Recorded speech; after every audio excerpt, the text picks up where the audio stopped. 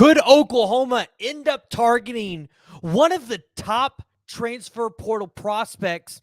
Although this guy has yet to hit the portal, guys, I've seen a lot of rumors circulating about it going to Oklahoma, that he'll be hitting the portal. It was kind of dabbled with a little bit in December as well before an announcement was made that this specific player was not portaling. It's getting brought up again. I think it's something that we got to talk about because I think there are rumors that we actually need to debunk because I don't think it's going to happen. Before we dive into it, though, thank you for tuning into the PG Show, where we talk about all things Oklahoma athletics.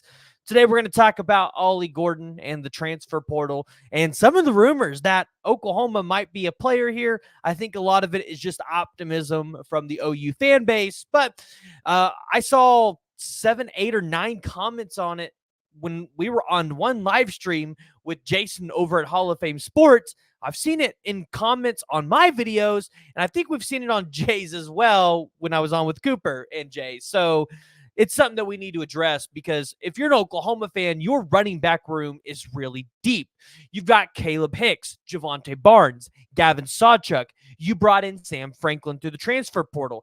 Then, not to mention, you had a really good recruiting class. You got Taylor Tatum, Andy Bass, you have Chapman McCount. This running back room for Oklahoma is extremely talented. It's really deep. And although expectations were not met last season, a lot of things are coming out in spring saying this running back room is going to be elite. Everybody's looking healthy. Everybody's looking good. But that's going to be a video for another day. Today, we got to talk about these rumors because, as a lot of you all have pointed out in the comments, there are rumors that Ollie Gordon is expected to hit the transfer portal in this spring cycle. Now, remember, he won the 2023 Doak Walker Award. And I did some research, and I think these rumors were spun up by an article done by Heartland College Sports. I believe it was Brian Clinton on April 2nd, 2024, which, to be honest, props to this guy for writing it on April 2nd and not April 1st, because if this was written on April 1st, everybody would have took it as an April Fool's joke. But reading through his article, which you guys can find down in the description below, and since I'm not going to be reading the whole article, I encourage you to go read the article because you need to get the full context of it himself. But basically, he was like, hey, all things are well, but April 15th, when the transfer portal opens, there's buzz that this could happen. And so if you're an Oklahoma fan, of course, you look at Oklahoma as a destination. But does it make sense? And that's kind of what I was talking to Jay and Cooper and I think even Jason about, which is it doesn't make sense to have Ollie Gordon come to Oklahoma because your running back room is so deep right now. And yeah, Ollie Gordon had some great stats last year, ran for 1,700 yards. I mean, was that just because he had a sophomore breakout year?